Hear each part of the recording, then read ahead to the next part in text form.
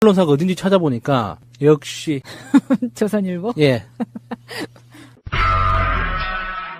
우병우 전 청와대 민정수석의 구속 적부심을 서울중앙지법 형사합의 51부 신광렬 부장판사가 아닌 형사 2부의 이우철 부장판사가 담당하게 되었습니다. 우리가 이제 신광렬 판사라는 이름까지 외울 정도로 이 사람이 누구누구를 풀어줬는가 이런 것까지 다 알게 외울 지경인데요. 일단 이 신광렬 부장판사라는 사람은 김관진 전 국방부 장관과 임관빈 전 국방부 정책실장의 구속 적부심 심리를 맡아서 석방을 결정을 했던 인물이죠. 그래서 이제 본인이 어떠한 현저히 곤란한 사유가 있어서 재배당을 해달라라고 요청을 했다고 합니다. 그게 조선일보를 비롯한 언론에서 이제 의도하는 그렇게 신광렬 판사가 굉장히 양심적인 사람이었다는 걸 어떻게든 보여주고 싶은 마음이 깔려 있는 거죠. 사실은 여기 표현이 그렇잖아요. 신광렬 부장판사가 적부심을 맞지 못하겠다고 재배당을 신청했다잖아요. 근데 거짓말이에요, 이건. 사실 이런 상황에서는 이 신광렬 판사가 적부심 심판을 맞지 못하게 규정으로 돼 있어요.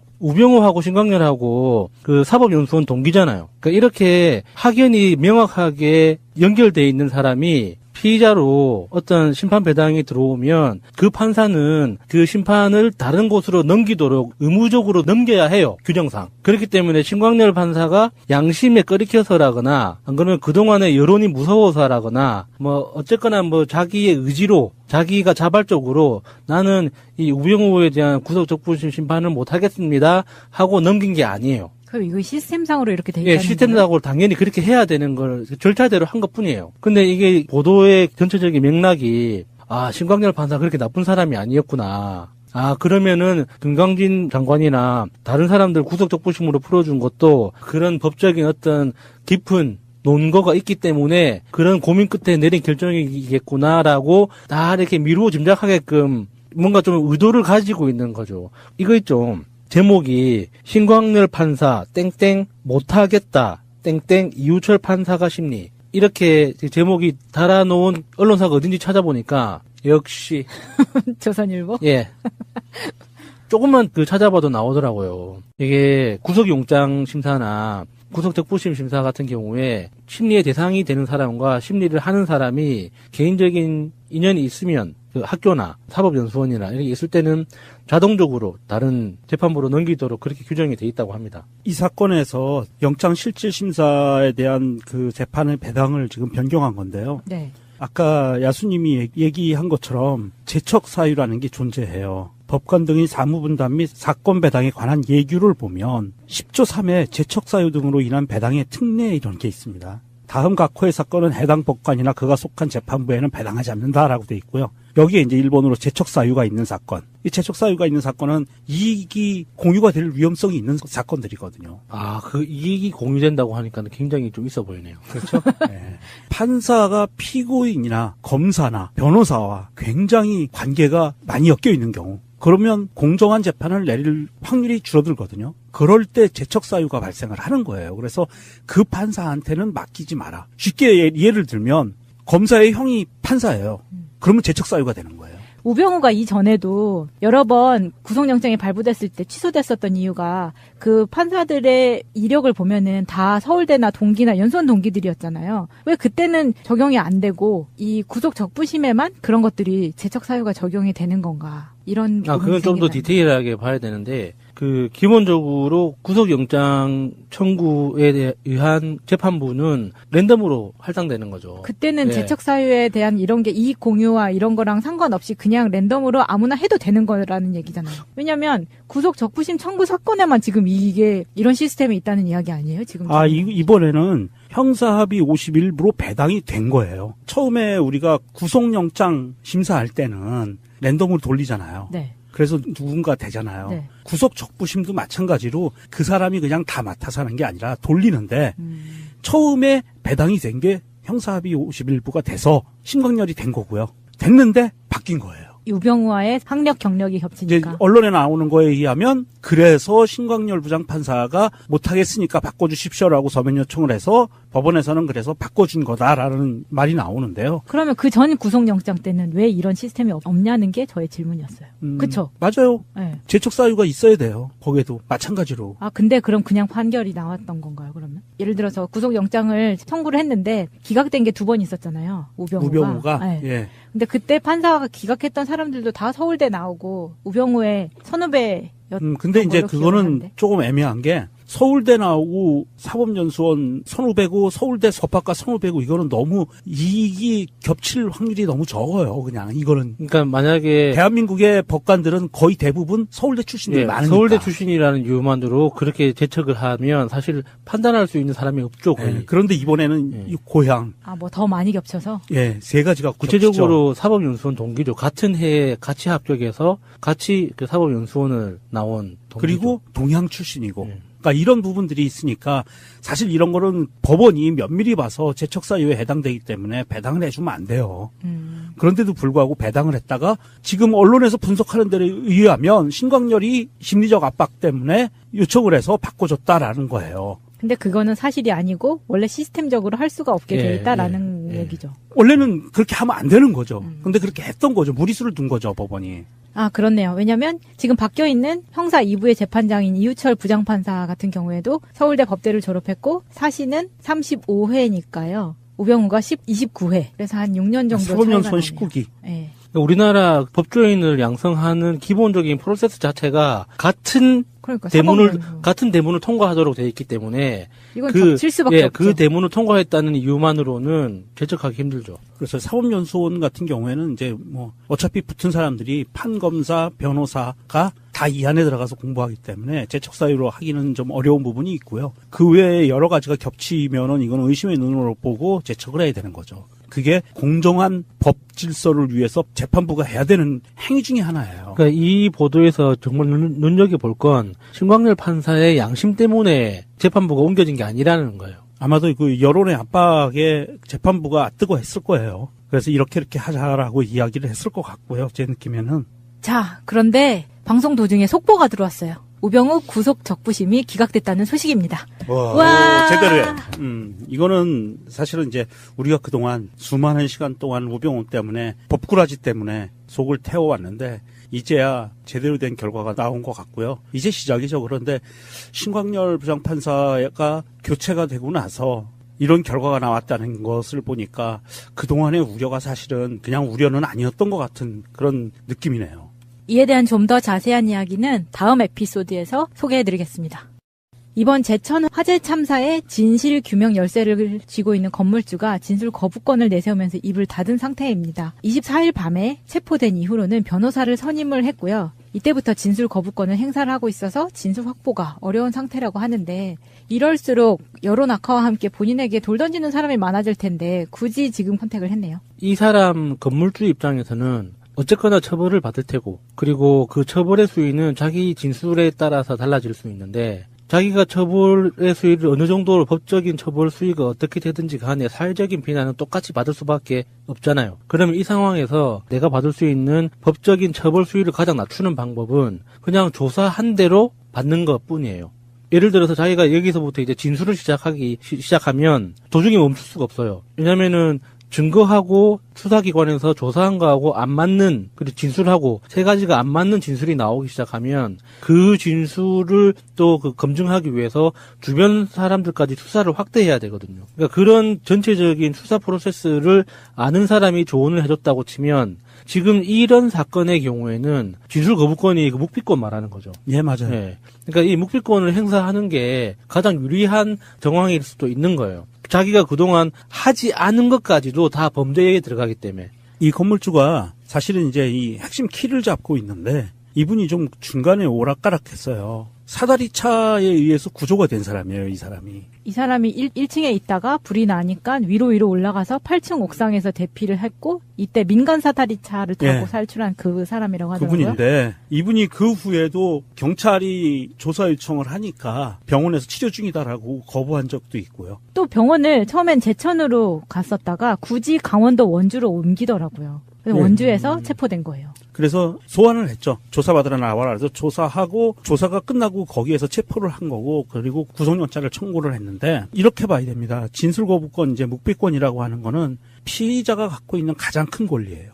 정말 이거는 박근혜도 행사하는 묵비권. 그래서 이 부분을 갖고 이 사람이 진술거부권을 행사했다라고 뭐라고 그럴 거는 아니고 이 사람이 자신한테 불리하게 조사가 진행되니까 변호사를 선임을 했어요. 경찰에서 조사받으면서. 그리고 나서 진술거부권을 행사했거든요. 무슨 말이냐면 변호사가 와서 선임돼서 와서 변호사가 이렇게 얘기했을 거예요. 코치했겠죠. 당연히 그냥 물어보는 대로 다 대답하면 불리해 줄 수 있다. 이거 다 증거로 들어간다. 그러니까 나하고 상의해서 얘기해라. 진술을 거부해라. 라고 분명히 100% 그렇게 얘기했을 거고요. 변호사와 상의해서만 답변을 할 수 있게 이렇게 시스템을 가져갔을 거고.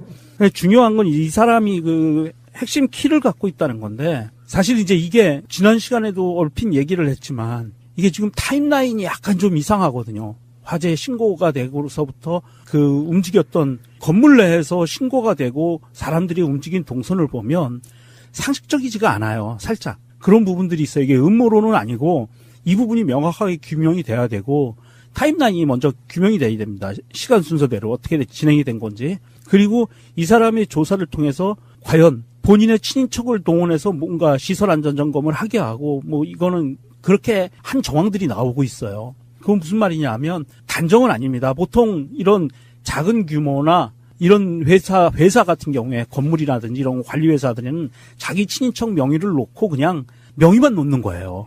시설 관리자라고 놓고 그냥 월급은 현금으로 빼서 대충 이렇게 뭐 본인이 쓰든지 이렇게 아니면 뭐 일부 나눠주든지 이런 식으로 돌아가고요. 실제로는 이제 시설 관리가 제대로 되지가 않는 거죠. 그런 식으로 움직였을 가능성이 높고 소방안전점검이라든지 그런 시설 관리할 때도 보면 아마 그렇게 주위 사람들로 인해서 돌아갔을 거고요. 그러다 보니까 본인이 굉장히 불리한 상황이 딱 오니까 지금 이 사람이 지금 걸려있는 게 업무상 과실치사상, 소방안전관리법 위반. 그러니까 이게 지금 중요한 거는요. 소방안전관리법 위반 혐의 같은 경우 이거는 별거 아니에요.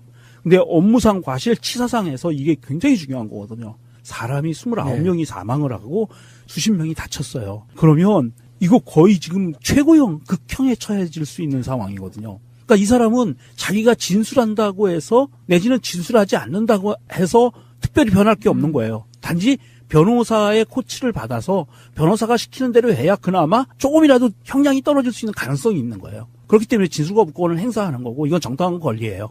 그런데 이제 진상규명에 있어서 키를 갖고 있기 때문에 이게 어떻게 이게 밝혀질 수 있을 것인가 좀 애매한 부분이 있어요. 그러니까 건물주가 진술을 막상 한다고 해도 자기가 법적으로 해야 될 건 하지 않았고 하면 안 되는 일은 했다는 진술밖에 없거든요. 그렇죠. 예상할 수 있는 진술의 내용이라는 게. 그러니까 차라리 진술하지 않는 게 자기로서는 최선인 거죠. 어쨌거나 지금 사회적인 지탄은 뭐 정해진 거잖아요. 그리고 이제 계속해서 건물의 실소유주에 대한 이야기도 나오고 있는데 실소유주라면은 또 이 사람도 뭐 바지라는 뜻이에요? 네. 원래 이 소유주로 밝혀진 이 씨의 매형이 있죠. 자유한국당 도의원의 강현삼. 이 사람이 이제 실소유주라는 이야기가 있는데 왜 이런 이야기가 계속해서 나오냐면은 이 건물의 취득 과정에서 94%가 넘는 돈을 대출을 받아서 이 건물을 취득을 하게 돼요. 이 씨가. 야, 94%요? 네, 94%는 거의 없는 경우잖아요. 네. 그러니까 이 건물을 경매 받았을 때도 굉장히 싸게 경매를 받았고 그 경매 받은 금액이 싸게 한 게 27억인데 그 중에서 25억을 대출을 받은 거예요. 근데 이 사람은 1억 원 정도의 아파트에 거주를 하면서 작은 빵집을 하는 사람이거든요. 과연 이 사람이 정말 실소유주일 것이냐 라는 의문이 계속 생기는 거죠. 충분히 그런 의심을 받을 만하네요. 이제 한겨레가 도의원에게 통화를 했는데 이 도의원 말은 절대 내 것이 아니다. 괜한 오해라고 선을 걷다고 한겨레는 나오고 있네요. 이거 뭔가 절대라는 말이 들어갔다는 또 거죠. 홍준표 씨 생각이 확 나면서 너무 강조하는 거는 뭔가 의심을 불러일으키잖아요. 이제야 제대로 된 결과가 나온 것 같고요. 이제 시작이죠. 그런데 신광열 부장판사가 교체가 되고 나서 이런 결과가 나왔다는 것을 보니까 그동안의 우려가 사실은 그냥 우려는 아니었던 것 같은 그런 느낌이네요. 이에 대한 좀 더 자세한 이야기는 다음 에피소드에서 소개해드리겠습니다. 이번 제천 화재 참사의 진실 규명 열쇠를 쥐고 있는 건물주가 진술 거부권을 내세우면서 입을 닫은 상태입니다. 24일 밤에 체포된 이후로는 변호사를 선임을 했고요. 이때부터 진술 거부권을 행사를 하고 있어서 진술 확보가 어려운 상태라고 하는데 이럴수록 여론 악화와 함께 본인에게 돌 던지는 사람이 많아질 텐데 굳이 지금 선택을 했네요. 이 사람 건물주 입장에서는 어쨌거나 처벌을 받을 테고, 그리고 그 처벌의 수위는 자기 진술에 따라서 달라질 수 있는데, 자기가 처벌의 수위를 어느 정도로 법적인 처벌 수위가 어떻게 되든지 간에 사회적인 비난은 똑같이 받을 수밖에 없잖아요. 그러면 이 상황에서 내가 받을 수 있는 법적인 처벌 수위를 가장 낮추는 방법은 그냥 조사한 대로 받는 것 뿐이에요. 예를 들어서 자기가 여기서부터 이제 진술을 시작하면 도중에 멈출 수가 없어요. 왜냐면은 증거하고 수사기관에서 조사한 거하고 안 맞는, 그리고 진술하고 세 가지가 안 맞는 진술이 나오기 시작하면 그 진술을 또 그 검증하기 위해서 주변 사람들까지 수사를 확대해야 되거든요. 그러니까 그런 전체적인 수사 프로세스를 아는 사람이 조언을 해줬다고 치면 지금 이런 사건의 경우에는 진술 거부권이 그 묵비권 말하는 거죠. 예, 맞아요. 네. 그러니까 이 묵비권을 행사하는 게 가장 유리한 정황일 수도 있는 거예요. 자기가 그동안 하지 않은 것까지도 다 범죄에 들어가기 때문에. 이 건물주가 사실은 이제 이 핵심 키를 잡고 있는데 이분이 좀 중간에 오락가락했어요. 사다리 차에 의해서 구조가 된 사람이에요, 이 사람이. 이 사람이 1층에 있다가 불이 나니까 위로 올라가서 8층 옥상에서 대피를 했고 이때 민간 사다리차를 타고 예. 살출한 그 사람이라고 하더라고요. 그분인데 이분이 그 후에도 경찰이 조사 요청을 하니까 병원에서 치료 중이다라고 거부한 적도 있고요. 또 병원을 처음엔 제천으로 갔었다가 굳이 강원도 원주로 옮기더라고요.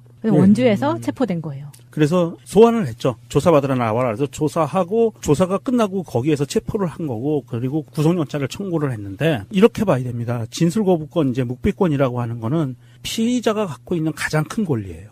정말. 이게 구속영장 심사나 구속적부심 심사 같은 경우에 심리의 대상이 되는 사람과 심리를 하는 사람이 개인적인 인연이 있으면 그 학교나 사법연수원이나 이렇게 있을 때는 자동적으로 다른 재판부로 넘기도록 그렇게 규정이 돼 있다고 합니다. 이 사건에서 영장실질심사에 대한 그 재판의 배당을 지금 변경한 건데요. 네. 아까 야수님이 얘기한 것처럼 제척사유라는 게 존재해요. 법관 등의 사무분담 및 사건 배당에 관한 예규를 보면 10조 3에 제척사유 등으로 인한 배당의 특례 이런 게 있습니다. 다음 각호의 사건은 해당 법관이나 그가 속한 재판부에는 배당하지 않는다라고 돼 있고요. 여기에 이제 일본어로 제척사유가 있는 사건. 이 제척사유가 있는 사건은 이익이 공유가 될 위험성이 있는 사건들이거든요. 아, 그 이익이 공유된다고 하니까 굉장히 좀 있어 보이네요. 그렇죠? 네.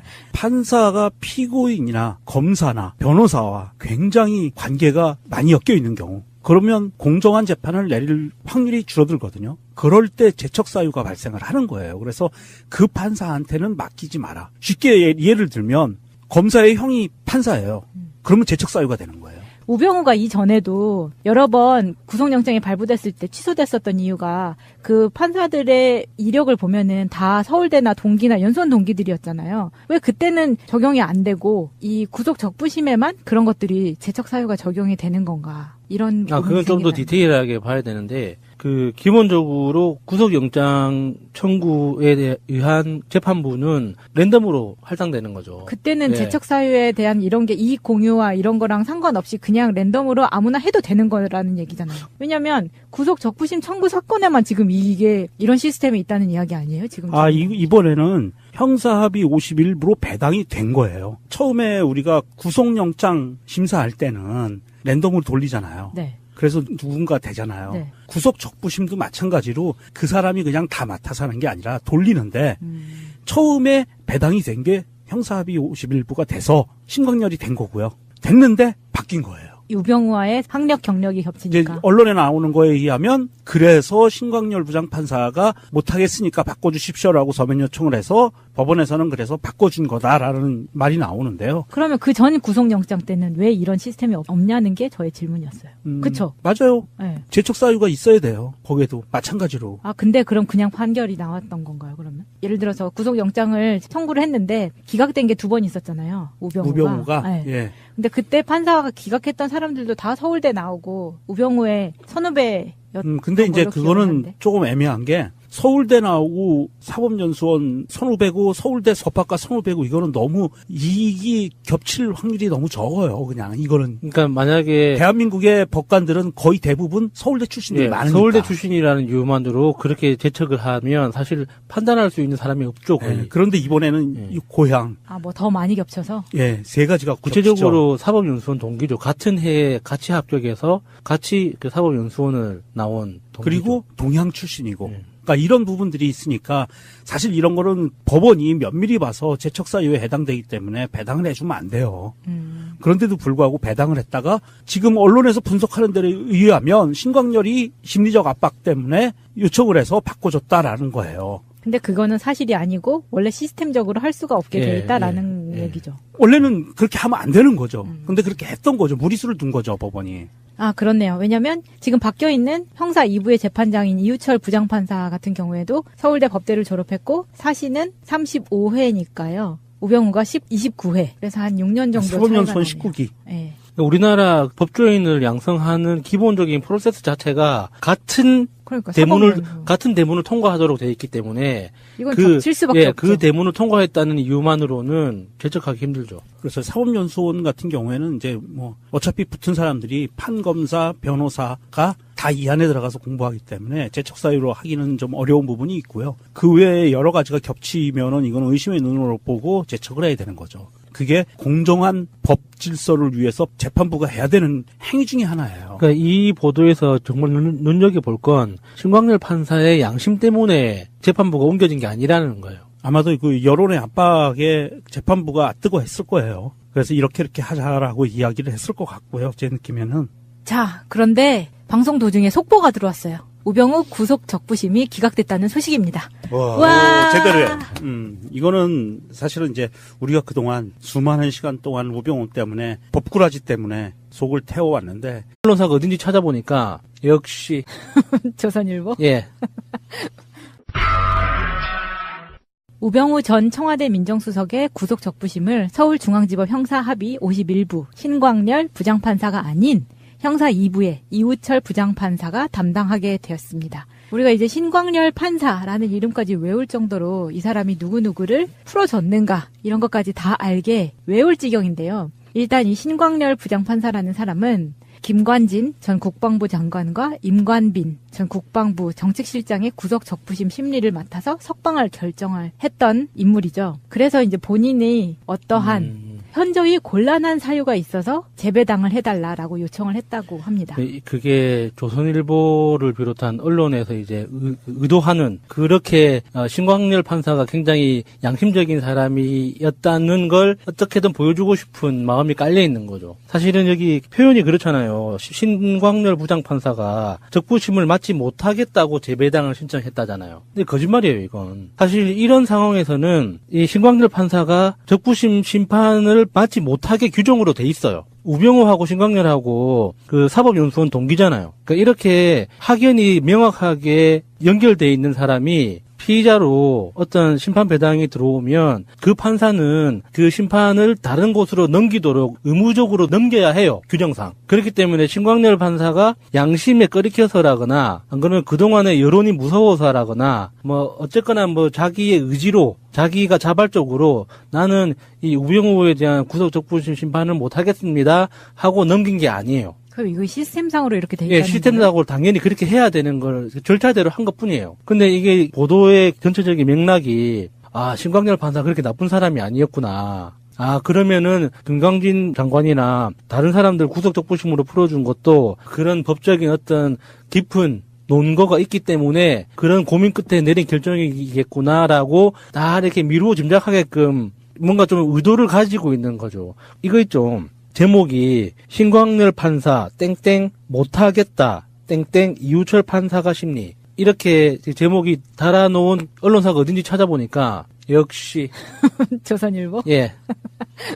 조금만 찾아봐도 나오더라고요. 정말 이거는 박근혜도 행사하는 묵비권. 그래서 이 부분을 갖고 이 사람이 진술 거부권을 행사했다라고 뭐라고 그럴 거는 아니고 이 사람이 자신한테 불리하게 조사가 진행되니까 변호사를 선임을 했어요. 경찰에서 조사받으면서. 그리고 나서 진술 거부권을 행사했거든요. 무슨 말이냐면 변호사가 와서 선임돼서 와서 변호사가 이렇게 얘기했을 거예요. 코치했겠죠. 당연히 그냥 물어보는 대로 다 대답하면 불리해질 수 있다. 이거 다 증거로 들어간다. 그러니까 나하고 상의해서 얘기해라. 진술을 거부해라. 라고 분명히 100% 그렇게 얘기했을 거고요. 변호사와 상의해서만 답변을 할 수 있게 이렇게 시스템을 가져갔을 거고. 중요한 건 이 사람이 그 핵심 키를 갖고 있다는 건데, 사실 이제 이게 지난 시간에도 얼핏 얘기를 했지만 이게 지금 타임라인이 약간 좀 이상하거든요. 화재 신고가 되고서부터 그 움직였던 건물 내에서 신고가 되고 사람들이 움직인 동선을 보면 상식적이지가 않아요. 살짝. 그런 부분들이 있어요. 이게 음모론은 아니고 이 부분이 명확하게 규명이 돼야 되고 타임라인이 먼저 규명이 돼야 됩니다. 시간 순서대로 어떻게 진행이 된 건지. 그리고 이 사람의 조사를 통해서 과연 본인의 친인척을 동원해서 뭔가 시설 안전 점검을 하게 하고 뭐 이거는 그렇게 한 정황들이 나오고 있어요. 그건 무슨 말이냐 하면 단정은 아닙니다. 보통 이런 작은 규모나 이런 회사 같은 경우에 건물이라든지 이런 관리회사들은 자기 친인척 명의를 놓고 그냥 명의만 놓는 거예요. 시설 관리자라고 놓고 그냥 월급은 현금으로 빼서 대충 이렇게 뭐 본인이 쓰든지 이렇게 아니면 뭐 일부 나눠주든지 이런 식으로 돌아가고요. 실제로는 이제 시설 관리가 제대로 되지가 않는 거죠. 그런 식으로 움직였을 가능성이 높고 소방안전점검이라든지 그런 시설 관리할 때도 보면 아마 그렇게 주위 사람들로 인해서 돌아갔을 거고요. 그러다 보니까 본인이 굉장히 불리한 상황이 딱 오니까 지금 이 사람이 지금 걸려 있는 게 업무상 과실치사상, 소방안전관리법 위반. 그러니까 이게 지금 중요한 거는요. 소방안전관리법 위반 혐의 같은 경우 이거는 별거 아니에요. 근데 업무상 과실치사상에서 이게 굉장히 중요한 거거든요. 사람이 29명이 사망을 하고 수십 명이 다쳤어요. 그러면 이거 거의 지금 최고형, 극형에 처해질 수 있는 상황이거든요. 그러니까 이 사람은 자기가 진술한다고 해서 내지는 진술하지 않는다고 해서 특별히 변할 게 없는 거예요. 단지 변호사의 코치를 받아서 변호사가 시키는 대로 해.